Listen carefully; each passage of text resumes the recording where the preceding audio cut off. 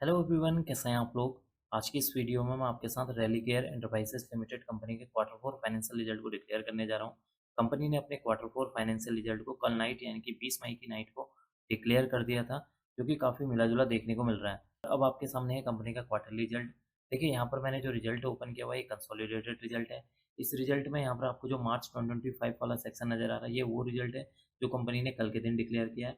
इस रिजल्ट को हम प्रीवियस क्वार्टर दिसंबर 2024 रिजल्ट के साथ कंपेयर करेंगे।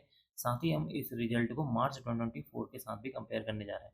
यहाँ पर आपको जितनी भी अमाउंट नज़र आ रही है, सारी सारी अमाउंट यहाँ पर करोड़ में मेंशन है। तो सबसे पहले बात कर लेते हैं कंपनी की सेल्स के बारे में।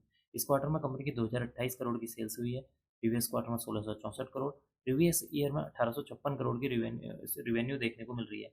इसका मतलब कि कंपनी की रिवेन्यू या सेल्स को जब हम year on year wise compare करते हैं, तो कंपनी की सेल्स में 9.31% की जंप देखने को मिल रही है, जो कि इसके लिए एक पॉजिटिव पॉइंट है। अब हम बात कर लेते हैं कंपनी के खर्चों के बारे में। इस क्वार्टर में कंपनी ने 1796 करोड़, प्रीवियस क्वार्टर में 1730 करोड़, प्रीवियस ईयर में 1833 करोड़ के खर्चे किए हैं। इसका मतलब कि इस क्वार्टर में कंपनी के जो खर्चे हैं वो गिरते हुए नजर आए हैं, जो कि इसके लिए क्या है, डबल पॉजिटिव पॉइंट है, क्योंकि कंपनी का एक तरफ सेल्स बढ़ी है तो दूसरी तरफ कंपनी के जो खर्चे हैं वो यहाँ पर गिरते हुए नजर आ रहे हैं, जो कि इसके लिए क्या है, एक पॉजिटिव पॉइंट है। बात कर लेते हैं ऑपरेटिंग प्रॉफिट के बारे में। इस क्वार्टर में 232 करोड़ का ऑपरेटिंग प्रॉफिट हुआ है। प्रीवियस क्वार्टर में 66 करोड़ का नुकसान हुआ था। प्रीवियस ईयर में यहाँ पर 23 करोड़ का ऑपरेटिंग प्रॉफिट देखने को मिला हुआ है।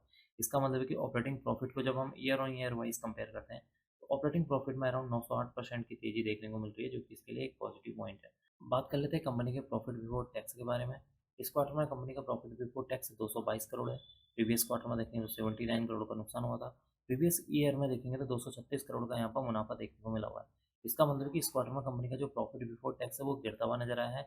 और ये गिरावट क्यों हुई है, क्योंकि अगर आप यहाँ पर अदर इनकम देखें तो मार्च 2024 में अदर इनकम 249 करोड़ थी, जबकि इस क्वार्टर में मात्र जो अदर इनकम है 13 करोड़ है, जिसकी वजह से कंपनी का यहाँ पर जो प्रॉफिट बिफोर टैक्स है उसमें गिरावट देखने को मिल रही है।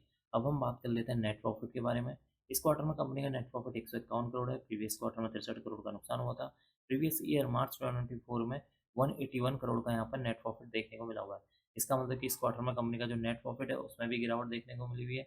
नेट प्रॉफिट में क्यों गिरावट हुई है, क्योंकि कंपनी का जो प्रॉफिट बिफोर टैक्स है उसमें गिरावट देखने को मिली है। कंपनी के प्रॉफिट बिफोर टैक्स में क्यों गिरावट हुई है, क्योंकि कंपनी की जो अदर इनकम है उसको अगर हम year on year wise compare करते हैं तो उसमें गिरावट हुई है, जिसकी वजह से यहाँ पर नेट प्रॉफिट गिरता हुआ नजर आ रहा है।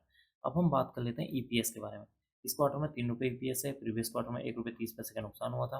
प्रीवियस ईयर मार्च 2024 में 3 रुपये 80 पैसे यहाँ पर ईपीएस देखने को मिला हुआ है। इसका मतलब कि इस क्वार्टर में कंपनी का जो ईपीएस है वो भी गिरता हुआ नजर आया, और उसका रीजन है कंपनी का अदर इनकम में गिरावट होना, जिसकी वजह से ईपीएस में गिरावट देखने को मिल रही है। तो कुल मिलाकर देखा जाए, कंपनी का जो रिजल्ट है वो मिला जुला देखने को मिला हुआ है।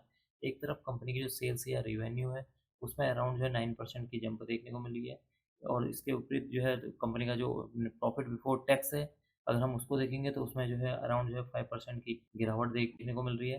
कंपनी का जो नेट प्रॉफिट है उसमें जो है 16% की गिरावट देखने को मिली हुई है। पॉजिटिव पॉइंट में यह है कि कंपनी का जो रिवेन्यू है 9% बढ़ता हुआ नजर आया है। कंपनी का जो ओपीएम परसेंटेज है उसमें अराउंड जो 10% की जंप देखने को मिल रही है। तो कुल मिलाकर देखा जाए, कंपनी का जो रिजल्ट है वो मिला जुला देखने को मिल रहा है। देखते हैं आज के दिन यानी कि 21 मई के दिन इस स्टॉक के ऊपर इस क्वार्टरली रिजल्ट का इम्पैक्ट किस तरीके से देखने को मिलता है। अब मैं इस वीडियो को यहीं पर एंड करूंगा। उम्मीद करता हूँ कि आपको यह वीडियो पसंद आई होगी। अगर आपको यह वीडियो पसंद आई तो please like share and subscribe करना ना भूलें। Thank you.